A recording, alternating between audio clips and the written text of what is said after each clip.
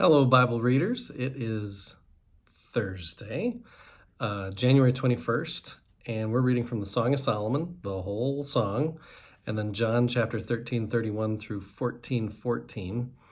And the Song of Solomon, I remember studying this one in seminary, and the vast array of interpretations for what this book is and how this book should be used.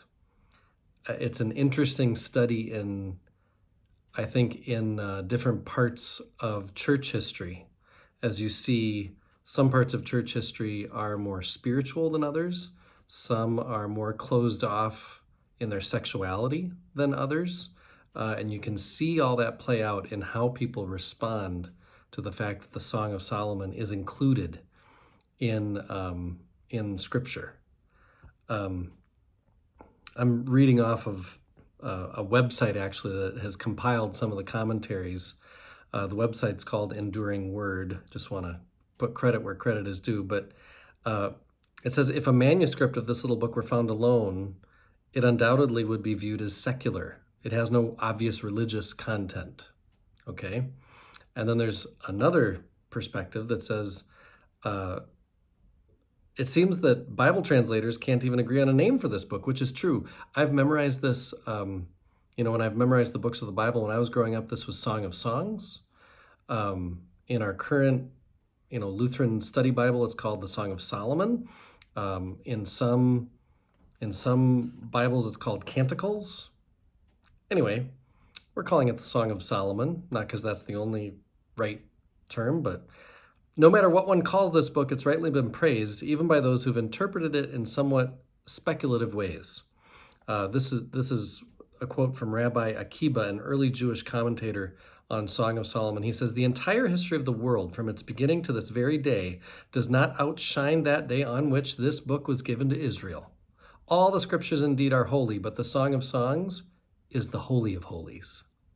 Okay, so a little different perspective than it's just a secular book that we don't need to pay attention to at all. And then it gets into how some have avoided this book altogether. Origen, for example, I remember learning about Origen. He castrated himself when he was young, which always made us at seminary say, Origen. That's how I remember who he is. But he's an intellectual from the 2nd and 3rd centuries, so early on in Christianity. And he said, people just shouldn't read this one. It's too much. I advise and counsel everyone who is not yet rid of vexations of the flesh and blood and has not ceased to feel the passions of this bodily nature to refrain from reading the book and the things that will be said about it, as though it's like, some dangerous book because it talks about, bodies and love. Okay? Others embrace this book with great devotion, but see it primarily as an allegory describing the love relationship between God and God's people, not between a husband and wife.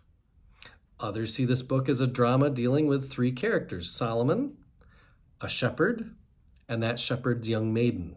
Solomon makes advances to her, she never gives in, that kind of thing. Another way to see this book is as a literal description of the romantic and sensual love between a man and a woman, observing both courtship and their marriage. There are those who treat this book as a song of human love. There are those who consider its only value is that of its mystical suggestiveness. Personally, I believe both values are here. The way we read it now, you can interpret this. I think that last statement is right. We can interpret it in a variety of ways. I don't think it's only beneficial to read it in terms of, is it speaking of the kind of love that God has for God's church? Is it speaking of the kind of love that a 2 people in a couple feel? Yeah, I think all of those things could be valid as it is a living word, and it can live into different ideas and different relationships. So remember, it's kind of a dangerous book, so good luck as you read it. It is, used oftentimes at weddings appropriately. Okay, so there's Song of Solomon.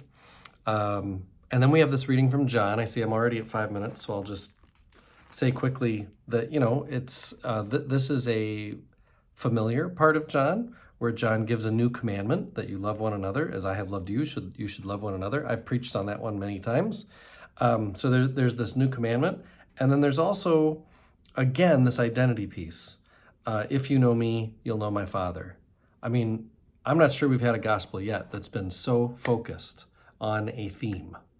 John is really trying to make that connection between Jesus and God the Father. Believe me that I am in the Father's in me. But if you don't, then believe me because of the works themselves. The thing I'd say about this is we don't only find out where Jesus is from, but we also find out what is he for. He is for connecting us to God the Father. He is the bridge. I am one with my God. My God is with us, all of us, at all times and in all places.